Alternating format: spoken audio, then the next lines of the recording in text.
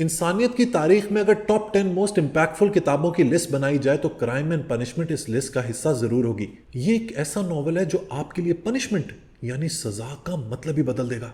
और अगर आपने ये रियलाइज कर लिया कि दरअसल पनिशमेंट है क्या, तो ना सिर्फ आप इस कहानी को कभी भूल सकेंगे, बल्कि किसी के साथ गलत करने से पहले 100 दफा सोचेंगे।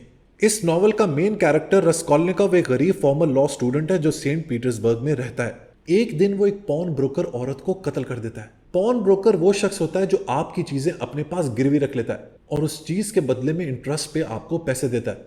रस्कोल्निकोव इस औरत को इसलिए कत्ल करता है क्योंकि उसके मुताबिक वो एक यूजलेस औरत है जो गरीबों का फायदा उठाती है। और अगर रस्कोल्निकोव उस औरत को मारकर उसकी दौलत लूट ले और उस दौलत से कुछ अच्छा काम कर ले तो ये मॉरली करेक्ट एक्ट होगा। लेकिन कत्ल के वक्त उस पॉन ब्रोकर की बहन उसे देख लेती है, लिहाजा रस्कोल्निकोव उसे भी मार देता है। कत्ल के बाद रस्कोल्निकोव के अंदर एक अजीब कैफियत होती है। उसे गिल्ट महसूस होती है, डर महसूस होता है, उसके अंदर एंग्जाइटी बढ़ने लगती है और उसका ज़मीर उसे चैन से जीने नहीं देता। उसे अपने साये से भी डर लगने लगता है। उसकी तरफ जब कोई देखता है तो उसे लगता है कि उसके ऊपर वो मर्डर का इल्जाम लगा रहा हो। अम्यूजिंग बात यह है कि रस्कोल्निकोव के खिलाफ कोई सबूत, कोई गवाह मौजूद नहीं है, लेकिन उसके बावजूद उसका ज़मीर उसे मलामत करता रहता है, उसे चैन से बैठने नहीं देता।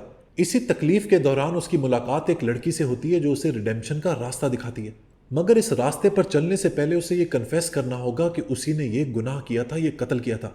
इसके बाद वो अपने आप को पुलिस के हवाले कर देता है। इस स्टोरी का जो मेन आइडिया है वो ये कि दोस्तोयेव्स्की क्राइम एंड पनिशमेंट के जरिए हमें ये बताना चाहता है कि जो मॉरल फ्रेमवर्क है ना, वो सिर्फ सोसाइटल कंस्ट्रक्ट नहीं है, बल्कि वो इंसान के अंदर इंग्रेन्ड है।